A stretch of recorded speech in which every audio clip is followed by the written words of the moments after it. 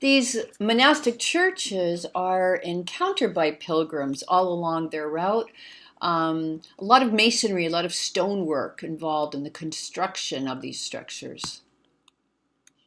And they function as completely self-sustaining. If we look during the Carolingian era at a plan that includes visitors, guest houses, the church, the cloister, workrooms, places where business is constructed, domesticated animals are housed. And the sequestered, cloistered aspect of monasteries is this rather unto itself, not shared to a great degree with the larger populace, that they're centers of knowledge and of book production, and monks who spend years creating one codex or book, codex means book, of an illuminated manuscript.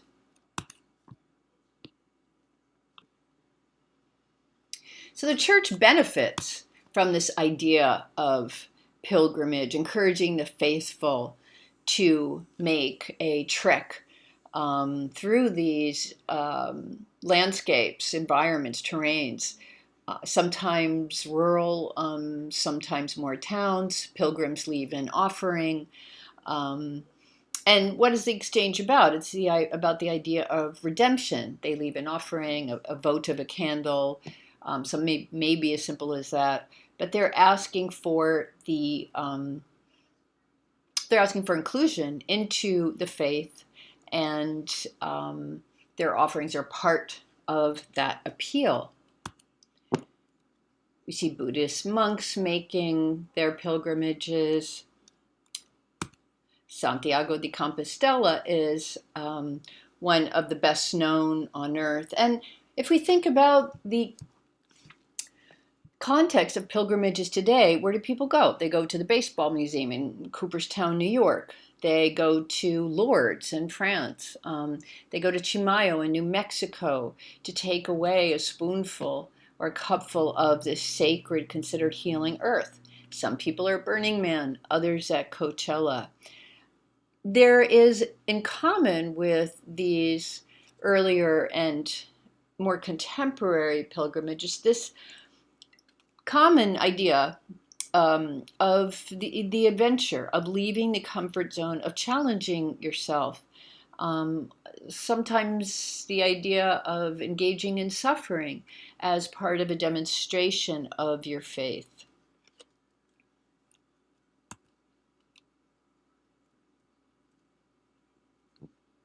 Here's a plan of the empire at the time.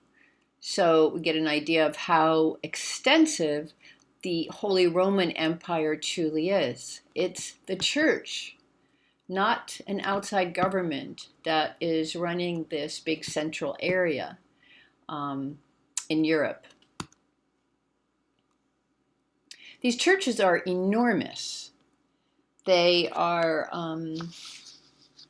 stupendous, and they're magnificent in terms of their structure, and certainly awe-inspiring for any of the supplicants, the faithful who go there to pray or who make a pilgrimage there. Again, Santiago de Compostela, one of the best known in Spain.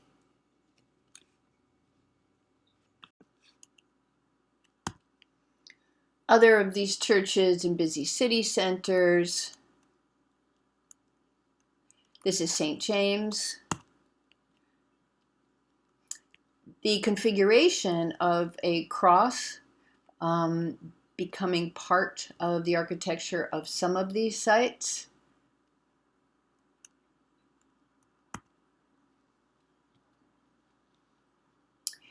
If we look at the background of the Santiago de Compostela in Spain, while many countries, regions, France is a big, is pretty high up there in terms of pilgrimage destinations. You could also look at the fact that on the Iberian Peninsula of Spain, that Muslims had been there and making pilgrimages since the 800s. Northwest Spain has promoted these pilgrimages between Spain and France um, for quite a while. And we have other places. We have the Appalachian Trail in the States. Looking at Romanesque churches, which was the preferred style for these houses of worship at this time, we see within these large structures stone vaults and rounded or Roman arches. These expanded arches along the length of the nave, that's this long sort of corridor here, at the end of which is a barrel vault. There's a barrel vault at the Church of Santiago. Several different styles of this kind of stone and wooden vaulting that the church preferred. The roofing system that became popular just before the Romanesque era really was established. Another thing that's important about stone is that acoustics, music, are a major part of worship during this time, masses, temples, gatherings. We also have the idea that the structures, not being wooden, are not going to be subject to burning. Examples of some Romanesque churches: the round arches, again, massive vaulting, very ponderously heavy columns, and quite distinctively easy to identify walls with small windows.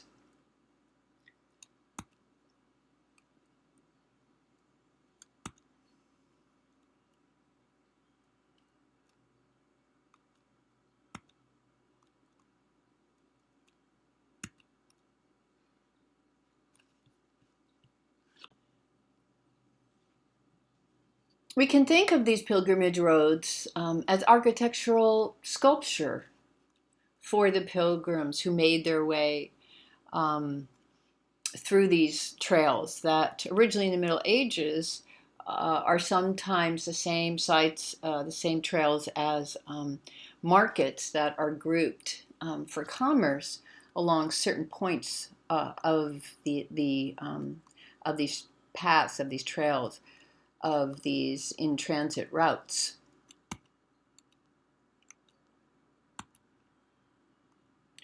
There's also this element of a kind of under the barrel arch sort of porch area with this kind of traditional sculpture.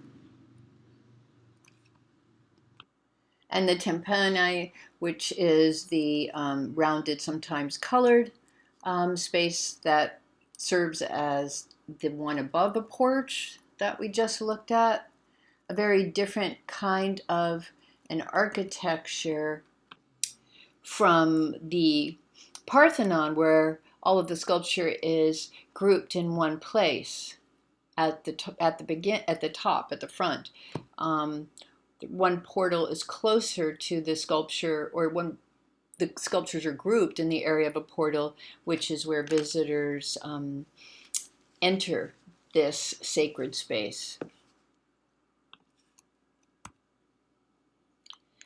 The doors, the bronze doors of St. Michael's Church, very typical, again, this tympanum area, which is the one that is at the top, rounded. It's got a narrative storyline. In this case, the last book of the New Testament, and the story being one that tells of miraculous visions that occur in the book of Revelations.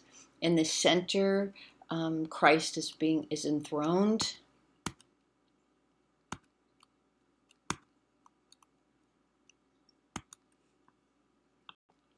We see to the evangelist here, Matthew, Mark, Luke, and John.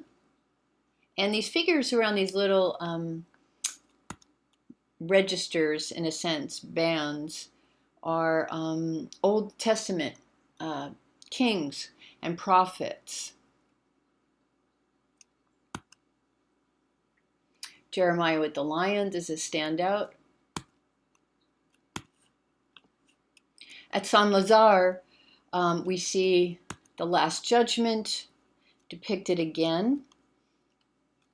Medieval people thought they had a real sense of what constituted hell, as we will see depicted in the next few slides. Here we are.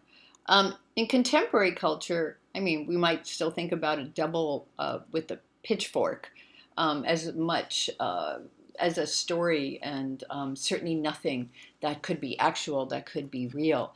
Medieval people really believed in demons, devils with huge mouths, reptilian figures,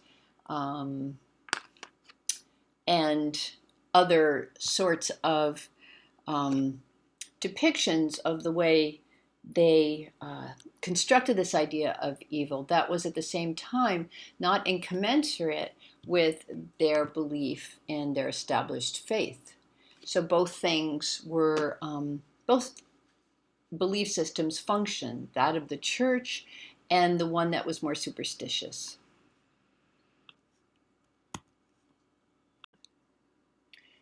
Returning to this idea of relics and reliquary mentioned earlier, only on your pilgrimage would you have the opportunity to purchase relics, which are, again, actual or purported, believed to be remains of a saint's body, hair, clothing, or something that was associated with them. These relics are also associated with the idea of Christ's passion. What is known as the Passion of Christ. Parts of the whipping that Christ received, wearing his crown of thorns, and again, actual bones, or sometimes some of the objects often found in boxes that are part of this idea of reliquary. We have a hand, the skull of a virgin saint.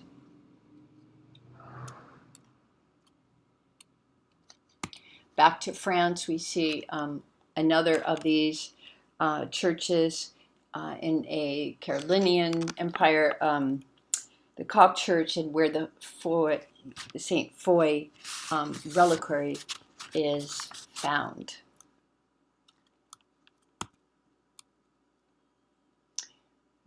This belongs to this category of sculpture, metal and wood.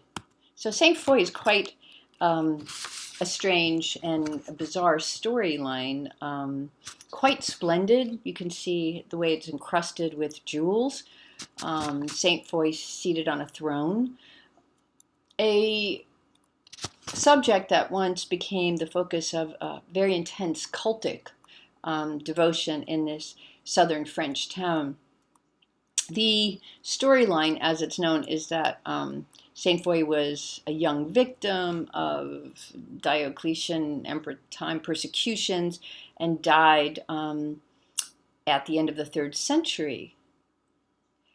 Foy's relics resided nearby until just before 900, at which point a monastic community in Conques executed this very deceptive heist and stole the relics for themselves. It was known as the Holy Robbery, and the monks from Conques took the statue as a way of asserting their authority and order within this other town and to lay claim to property they disputed there. But they also there was some bloodletting and some not quite rioting, but looting. And there was also the idea that they promoted that Saint Foy appealed to them to come take her, and so they were only obeying this mandate. Looking at the statuary of these variety of jewels and also cameos carved jewelry, right, of a face within what is often a brooch, but not here. Luxurious materials. Saint Foy was considered as an active saint who channeled her activity through her reliquary, and remains one of the most outstanding examples of this genre of sculpture in wood and metal, as well as a storyline. Some other examples in wood from this time. We see the Romanesque wooden Madonna, Child Virgin. This is a hollow sculpture, this body of Madonna, and we can see the Christ child being held in this very solemn pose by his mother, by Mary.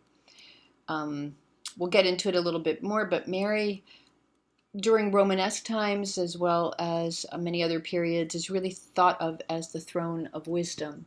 Her body is considered the throne of wisdom. And there are some of these fringe cults, one might even call them, in which Mary is an even more important religious figure than that of her son, Jesus, the Christ child. A comparison between the two, just threw in a contemporary artist with her own version of Mary with halo, reinterpretation, and again, Mary as the throne of wisdom. Mary's a source of that as Christ's mother. Even while Christ is seen as the embodiment of all knowledge and holiness and wisdom. The Dark Ages was thought of as a time that was one where no culture, art, literature flourished. This, in actuality, when we go back and look at how this term was applied between that period, between the fall of the Roman Empire and the beginning of the Renaissance, turns out to not actually be true at all.